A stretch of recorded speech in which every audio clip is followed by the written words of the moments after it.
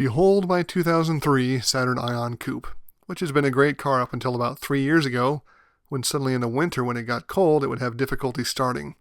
I would come out and turn the key and it might crank once and then die, and I would have to wait 10 minutes for the computer to reset, and I might have to go through this sequence up to 5 times, yes, almost an hour before my car would start to get to work.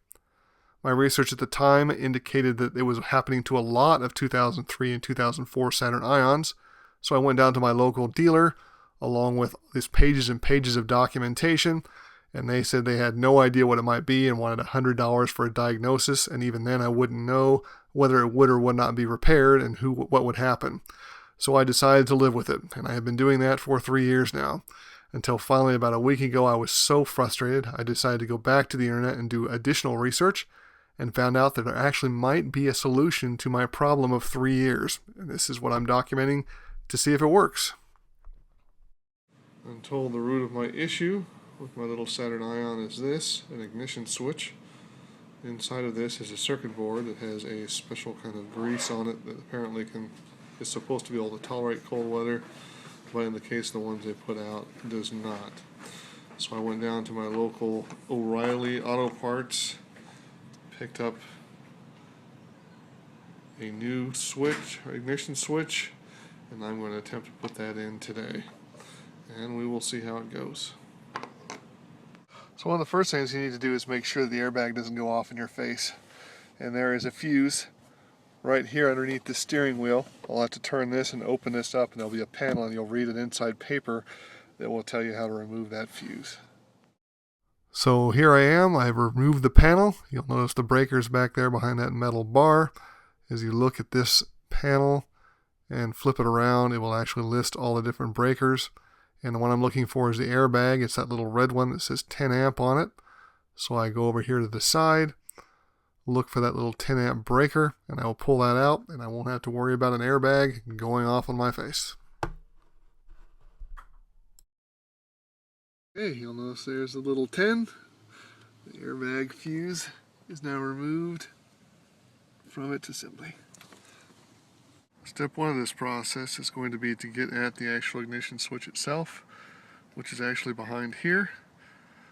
I'll first be removing the top, and then if you look underneath, you'll notice 3 bolts, and it's divided into 2 pieces. So I'll need to be getting under there, removing those 3 bolts, and then removing this side and then that side to get at the whole enclosure. Okay, we have the cowling removed, and the actual offending device is right here. You'll notice that little green tab right there. That's what I'm going to have. That actually plugs into the back end of this. It actually plugs right into this of the switch, which actually is going to have to reside in here like this. So I'm going to first remove that green tab right there, and then I've got to go about unscrewing this from the assembly.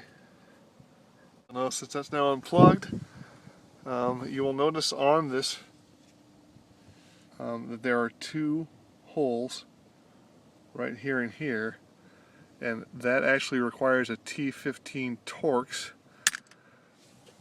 to get at it. It's right here, and there's another one on the other side. You'll notice you don't have a lot of room to maneuver here, so just keep that in mind. I'll let you know how long it ends up taking me to get this out. Alright, I am no mechanic whatsoever. You'll notice all I've done is just take a T15 bit, stuck it in here, and what I'm using is a needle nose plier to kind of rotate this to get it loose enough so that I can unscrew it. Okay, here she is again. I actually did get both screws undone. It took me probably about 3 minutes, and that one in the back is definitely insanely tricky. Now have it out, and like they've told before, it is tricky to get out. You have to actually put the key in the ignition and kind of jiggle it a bit in order to get the bad one, this one, out of it. And then once you need to put, in order to be able to put the new one in, you have to have it in the locked position. And the key wouldn't turn back to lock. You'll notice right here a little button.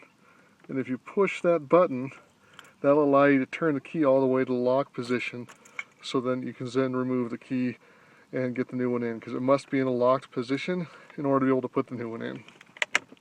Okay, I do have the new one in now.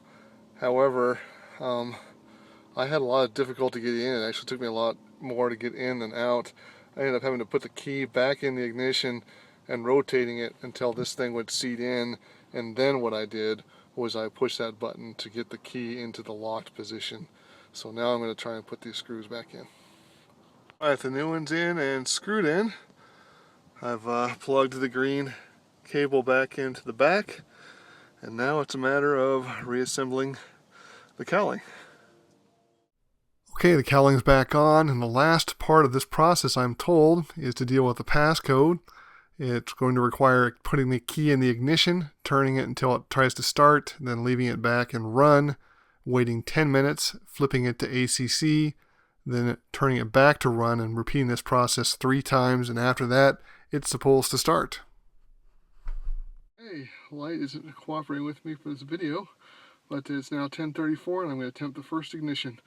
Again, you turn the key all the way to try and start it, and then leave it in run, which we're going to do here right now.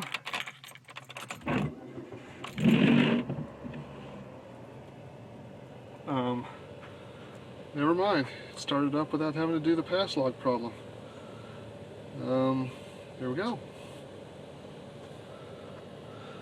In my case, I did not need to deal with pass lock. The car fired right up. And finally, here is the offensive piece that has caused me so much grief for 3 years. The replacement part actually cost me $29.99 in about half an hour of my time. And tomorrow morning, after it sits overnight, we will take one last video to see whether or not the car starts. And with any luck, I will never have to deal with this issue again. Okay, here we are, the ultimate test. It's 2 days after I put it in. It is 31 degrees outside. You can see it is wet, it is snowed, and let's see if she starts.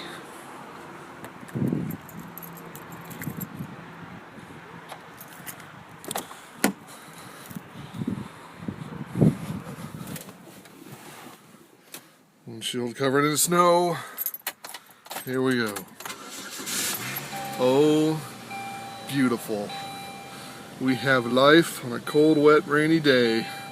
Looks like my problems are solved. For a total of $29.99 and 30 minutes of my time. Thank you.